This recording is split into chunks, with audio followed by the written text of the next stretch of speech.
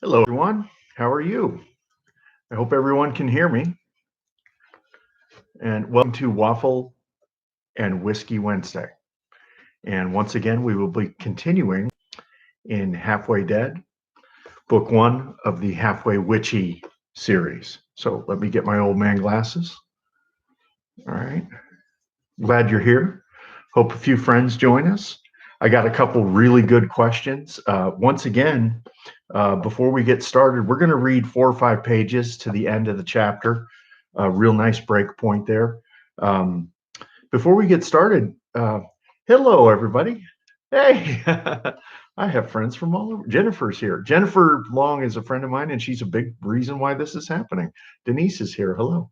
So, in any case, I got 2 great questions. So, if you would subscribe and submit your questions here, that's sort of where the after section will take place. So let's go ahead and get started, all right?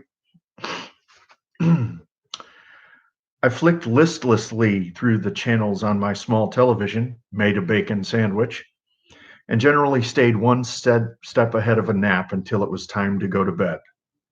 The diner is open from 6 in the morning until 2 in the afternoon. So I basically wake up in the middle of the night to start my prep work, unless I have help. Lewis, one of the other 3 cooks, might show up 2 days a week to bake some sweets. He's a total wizard at making these thick little pies we call pasties. They're little pillows of heaven filled with chocolate or vanilla custard, and I swear to the stars above I could eat a dozen. Lewis has them down to an art form. I simply stay out of his way while he rolls dough and makes custard. Naturally, I perform random quality control because I care about the customers. Quality control. And at 5 in the morning, there's nothing better than a pilfered spoonful of chocolate custard, except when that same stolen sample is accompanied by a huge mug of coffee. I took 30 seconds to plan lunch for tomorrow. Gyros, house-made tzatziki, olive salad, and a giant kettle of egg and lemon soup. Greek food goes over well, just as Italian, American, French, or anything that isn't a prepackaged meal thrown in someone's microwave. I love my regulars. They eat with me 5 times a week, and it's always a challenge to see what I can make them as a surprise. Since tomorrow was Wednesday, I had 3 more days for what was our unofficial Saturday surprise, in which I rolled out a new recipe for the busiest bunch of the week. I fell asleep dreaming of my hands flipping through an ancient cookbook, its pages brittle with time and covered in beautiful drawings of herbs and spices. And then I slept. I speak 4 languages: English, naturally, then Latin, and the lingua arcana. The language of magic is not my most unusual language skill. That honor goes to my 4th tongue, the curious shorthand diner pigeon that has evolved in the Hawthorne since before I was born. Our waitresses speak it too, so does Lewis and both of the other cooks and all of the waitresses. We don't have waiters. The ladies who wait tables would sooner die than allow their jobs to go elsewhere, which is usually the way a position opens up. My mom told me that nearly every job goes from family member to daughter, cousin, or niece. I know one thing: they handle the front of the diner like a finely tuned engine. So whatever system they have for finding new staff once every 5 years works. The diner seats about 40 if they know each other and 25 if they don't.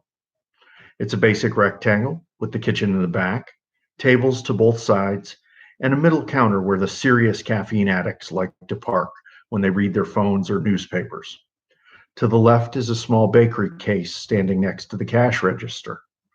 Bathrooms are along the far right wall, and our decor is so Adirondack that you might expect a moose to come walking out of the hallways at any moment. Every single thing in the diner is locally made, and there are panels on the wall where people can leave a business card or something declaring that they were here to visit. The layer of cards is 5 deep in some places, and I've seen names in over 50 languages. What can I say? People love diners. This morning, I was joined by Lewis, as I suspected, who spent the bulk of his morning baking furiously to produce over 100 pasties in both chocolate and vanilla varieties. Before you ask, of course, I tested the custard. I care too much not to, and you'll simply have to accept the fact that my sacrifice to quality knows no bounds. Mallory and Pat were waiting tables and making chaos into order, usually by the simple act of refilling coffee cups. Before Pat could hang her ticket in the window, she squawked an order while pouring chocolate milk and refilling a jelly caddy. She was in her late 40s, rail thin, and pretty if you ignored a long nose that gave her a faintly sad expression until she smiled. Her dyed blonde hair was on the requisite net, and she had the hands of a pianist, which she was at her church on Sundays. Rasher Dasher and a Carly, you stay here, Pat said before pinning the ticket to the stainless steel wheel and whirling back to the front. For people other than the 15 or so who speak Hawthorne Diner, that was a bacon sandwich wrapped in foil and a half stack of waffles. Yes, we stack our waffles. It's sort of our thing, and my recipe is stellar because it was a gift from my gran. Upon retiring from home waffle preparation some years earlier, it was generally known that she was a ninja with anything that required batter. The half stack is in honor of my lack of height. It seems that whoever's the shortest staff member gets the honor of having a small portion of waffles named after them. Until we hire somebody under 5 feet tall, 3 waffles on a plate will forever be known as a Carly. I can live with that. Waffles are amazing. I looked out to see who ordered it and met the eyes of a tourist who'd eaten the same thing every day for the past week. I gave him a friendly nod and bent to the griddle. Even short timers and halfway sometimes learn that routine can be beautiful. Looking out from the diner, I can see the main road in town, and it's usually clogged with traffic that alternates between cautiously optimistic and the border of open revolt. If a moose or deer comes wandering along the road, which they do almost every day, people love to slow down, take pictures, and generally back traffic up to the border of Pennsylvania. It doesn't really matter what day of the week it is. Tourists are the lifeblood of my little town, and they're present 7 days a week. This morning was no different. I glanced out of the slow procession of family cars and SUVs, wondering if any of the drivers would get off the main road and really see what they were passing by. I hope so. It was too beautiful to miss. The honking was what drew my attention, and I felt a chill that had nothing to do with scooping ice into a bin that held pats of butter. Outside, a low level buzz was building as people began to walk off the sidewalks toward a forgettable silver sedan that may as well have been emblazoned with a sign that read rental car. The driver, a man of middle years, was slumped over the steering wheel, causing the stoppage of traffic. As I saw this detail, one of our patrons leapt to his feet and ran outside. He had the build and haircut of a firefighter. A woman reached in and put the car into park, then opened the door, and in seconds the crowd was laying the man gently onto the sidewalk, mere feet from our door. He was dead. I could tell at a glance that he was completely, spectacularly dead. Whatever killed him had been instantaneous. His eyebrows were furrowed slightly in concentration, and his brown eyes stared up and beyond the shoulders of the people circling him. We have one police officer who works our town. He's a sheriff with the county, and I saw his lean frame wedged through the group of onlookers to take control of the situation. He spoke quickly to the man who'd left our diner in such a rush.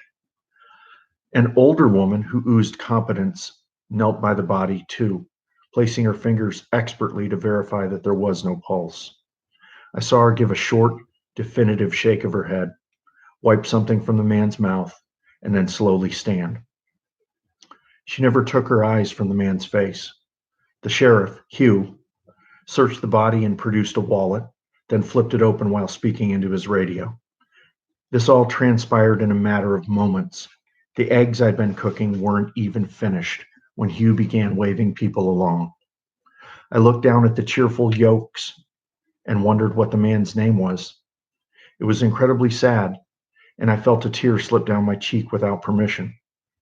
I've seen death, and I prefer life. I flipped the eggs and plated them on golden toast, marveling at the normality of people returning to their coffee and breakfast. I hope that when I die, people can go on as quickly. The nameless man had just slipped beneath the waves like a mortally wounded ship, leaving nothing but ripples soon to be consumed by the winds. The firefighter type returned to his seat after a few more minutes, and I heard his terse, professional report as he told the men sitting around him at the counter. Aneurysm or something like it.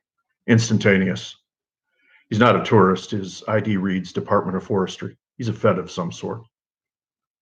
Eventually, the excitement faded and I was caught up in the bustle of my shift. Before I knew it, it was 3 in the afternoon and I was walking home in the sun, alive, but more than a little sad and not entirely sure why. And we will stop for there today. I like that scene a lot. I like that scene very much. I think because it deals with the issue of how casual death can be and how instantaneous death can be. I was actually telling a friend of mine a story. When I was 13 years old, I was the president of the Palm Beach County Junior Red Cross in Florida. And I was standing with a friend of mine, James Bascom. It was a cool day for Florida. We were fishing, as I always was, and there was a great big tall gentleman next to me with a Boston accent, and he asked me if I wanted to reel this one in, and he had hooked a bluefish, and it was a very small, 14, 16-inch bluefish. And he handed me his pole, and he went like this, and he fell over dead. So James and I were 13 years old. This gentleman probably weighed 300 pounds. He was 6'5" or 6'6", and we were trying to perform CPR on him, but to no avail. And we sat with his body for 25 minutes before anybody came. It was a very unusual experience. I've been around quite a bit of death in my life, unfortunately, or fortunately, as the case may be, if it's a loved one and you're there at the end. And so I felt really comfortable writing this scene because it's something that I know. And it's something that I think we maybe have all experienced when somebody dies and then the next day you're eating toast and drinking coffee and you're looking and you're like, oh my God, this planet has still rotated and yet mom is gone. Like when my mom passed away or when my dad passed away. I actually didn't even miss a day of work when my dad passed away. And it's a very surreal feeling. So I wrote that scene with the death of that gentleman, not because I wanted to introduce a death, but because I wanted to introduce the idea of regardless of how you feel, life goes on. And my favorite poet, Robert Frost, said to that end, he said, I know this about life, it goes on. And so that's how we got to chapter 2. I have an interesting question that is something I've never been asked before, which was about Carly's, about how she processed grief, which was interesting to me. Carly is, in my mind, Carly is an inherently good person who is willing to do violence in the name of good, which is a very fine line to walk. Oh, hello. Oh, okay. So this is a question. Hi, Todd. Oh, Donna. Hi, Donna. Okay, so I'll answer that, and then this is a food question, so naturally I'm going to answer it. And by the way, happy quarantine, everybody. I hope we all don't roll out of the house at 450 pounds. So with that being said, Carly is inherently good, and grief is a part of her life, except she chooses to mitigate grief for other people.